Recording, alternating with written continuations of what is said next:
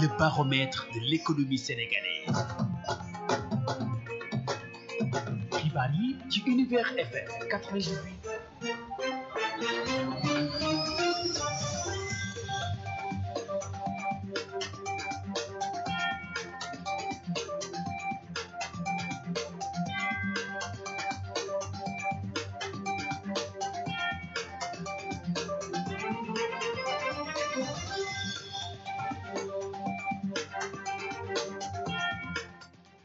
Treize heures 30 sur la 98.0 Univers FM Dakar. Bonjour chers auditeurs,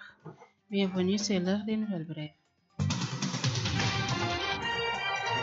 Aïssatou Baro. Della Diallo sur la partie technique. Bonjour à tous. L'examen du projet de résolution visant à soutenir le gouvernement sur la non-restructuration de la dette a finalement été reporté sans aucun motif officiel prévu ce mardi en commission technique. Ce changement de calendrier et de dernière minute entraîne ainsi le report de la séance plénière qui devrait se tenir après-demain, jeudi, à l'Assemblée nationale.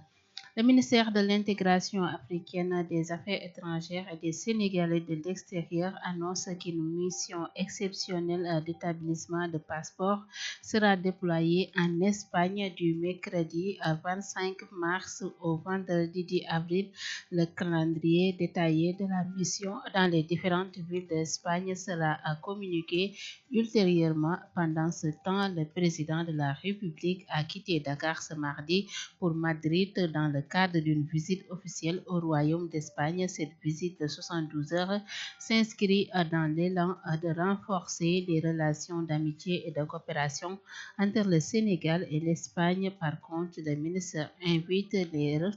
ressortissants concernés à rester attentifs aux prochaines communications. Univers FM, la radio, partout et pour tous. Toujours sur l'actualité, l'État du Sénégal rejette les accusations et apporte des éclaircissements. Dans le communiqué, les autorités assurent que l'ensemble des opérations de financement de l'État s'inscrit dans un cadre légal et transparent défini par la stratégie de gestion de la dette à moyen terme. Le Sénégal affirme s'inscrire dans une dynamique commune aux pays de l'Union visant à établir la base des investisseurs en titres publics. L'objectif est d'attirer davantage d'investisseurs institutionnels internationaux afin d'améliorer la profondeur et la qualité du marché financier. Les autorités assurent que ces opérations respectent strictement le cadre fixé par le plan de financement de l'État ainsi que les plafonds votés dans les lois financières. Toujours à l'occasion de la Journée mondiale de lutte contre la tuberculose, le ministère de la Santé et de l'Hygiène publique, dans un communiqué, indique qu'en 2025, sur 20 983 cas attendus, seuls 16 158 ont été détectés, laissant 4 825 cas non diagnostiqués, principaux moteurs de transmission de la maladie, et près de 480 cas de décès enregistrés. La région de Kaolack est choisie pour accueillir la célébration nationale de la journée. L'État du Sénégal annonce ainsi un renforcement de sa stratégie de lutte contre la tuberculose par amélioration de 50 millions de francs CFA du budget alloué à la lutte contre la tuberculose, la mise en œuvre du plan stratégique intégré TB, VIH, IST, hépatite 2026-2030. Place à l'actualité sportive. 100% sport. Un sport pour terminer. Après une semaine de pause en raison de la Corité, la Ligue 1 reprend ce mercredi avec la 20e journée. La Gel de Rufisque et l'AS Cambren. L'US Gorée va effectuer un déplacement pour affronter la Génération Foot à 16h 15 minutes.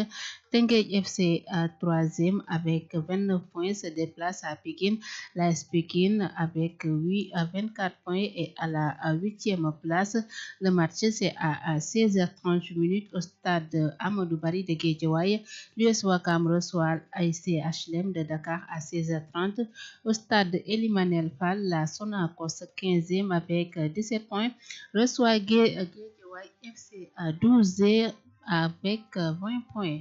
Voilà, chers auditeurs, la version Wolof, c'est dans un instant.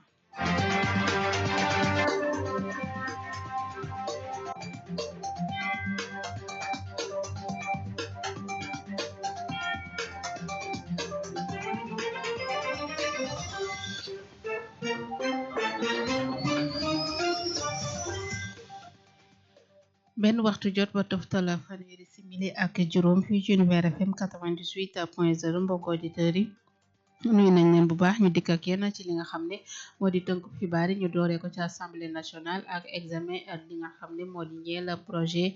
de loi résolution bi nga xam ne dañ ko waroon a teg ngir rek mën a soutenir nguur gi ci rek mu bañ a restructurer li nga xam ne moom moo di bor bu Sénégal waaye boobule examen de loi dañ ko daal di dàkkandi te joxewuñ ci benn motif niki tey ji nag la waroon a am ci ak commission waaye lii le tax na tamit calendrier bi daal di changer lu jëm ci séance plénière bi ñu waroon a amal niki gannaaw ëllëg di alxamis foofee ci assemblée nationale ñu wax ci wàllu bitim réew ak jëwriñ bi nga xam ne moom lañ dénk intégration africaine ak affaires étrangères bu Sénégal xam le ni dinañ yóbbu ab mission ca diwaan bu Espagne li ko dalee àllarba ñaar fukki fan ak juróom ci weeru mars jàpp aljuma fukki fan ci weeru avril ngir rek ab mission boo xam ne dañuy defar lépp loo xam ne wàllu passeport la te ñii di sénégalais fa nekk di ko yittewoo bi le calendrier nag lu ñeen mission bi ba fii joxeeguñu kañ lay demee ak yenn ci diwaan yi ci Espagne fan lay amee waaye lu yàggu dara buñ sukkandikoo ci kilifa yi dinañ ko fësal ba tax na ñuy woo ñi nga xam ne ñoom ñoo di ressortissant Sénégal yu nekk ci Espagne ñuy bàyyi xel wàllu communication ca jamono boobu njiitu réew mi Bassirou Diomaye Faye daal dinay bàyyeekoo fii ci Ndakaaru niki tey utali ca Espagne Madrid lu jëm ci ab visite boo xam ne 72 heures lay nekk war a dox diggante ñaari réew yi ci gën a dëgëral seen relation wàllu coopération ak li nga xam ne moom mooy xaritoo diggante Sénégal ak Espagne. bile jotaayu xibaar ci Univers FM juróom-ñeent fukk ak juróom-ñett yu tombal dara. ñu woyal wax ci nguuru Sénégal mi tegg tuuma ci bor yi nga xam ne daal dinañ koy fësal ne Sénégal dafa leb lu toll ci 650 millions de dollars yoo xam ne fësalu ko ci communiqué bi nguur gi daal di génne kilifa yi di dalal xelu askan wi ne boobule bor dañ ko teg ci anam yu jaar yoon te it ci wàllu transparence lañ ko teg ndax Sénégal dafa bokk ci dynamique boo xam ne dëkk yu ko wëri tamit lépp loo xam ne base la ci wàllu investisseur rek ñoom dañ ci bokk te dañuy respecté li nga xam ne moom la ñu tëral objectif bi nag bokk na ci déjà ñu xool yan avantage la ñuy am ci investisseurs yi ngir rek ñu mën a yokk lépp loo xam ne dafa dem ci wàllu marché financier ba tax na kilifa yi daal di génne boobu communiqué teggi bépp tuuma bu jëm ci yooyu les opérations ne dafa respecté cadre bi nga xam ne moom la plan de financement yu nguur gi daal di fixé ngir rek ab réew mën a lépp ca bitim réew ñu wax ci bis bi ñu jagleel xeex wàllu tuberculose di feebaru sëkkat su tarsi jëriñ mi ñu denk wàllu wérgu yaram ak hygiène publique daal dinay fësal ab communiqué di xam ne ni ci 2025 bi lu toll ci 20 983 cas la ñu doon xaarandi waaye 16 158 rek ñoom lañ ci détecté ci noonu nag 4080 ay cas maanaam ñoo xam ne dañ cey ñàkk seen bakkan loolu lañu am ba tax na diwaan bu Kaolack nag ni ki ren ñoom lañu tànn ngir rek ñu amal bi la xew-xew di xeex lépp lu jëm ci feebaru tuberculose nguurub Sénégal xam ne ni dina yokk bu baax stratégie yi nga xam ne mi ngi koy teg ci xeex tuberculose bokk na ci yokk li nga xam ne moom moo di budget bi ci 500 millions de francs CFA xeex wàllu tuberculose ndax boole nañ ko ci plan bi nga xam ne moom la ñuy dugal TB VIH IST ak li nga xam ne moom moo di hépatite B diggante 2026 ak 2030 fii ak 2030 objectif bi moo di ñu xeex bu baax a baax lii di feebaru tuberculose gannaaw gi ñu wax ci tàggat yaram.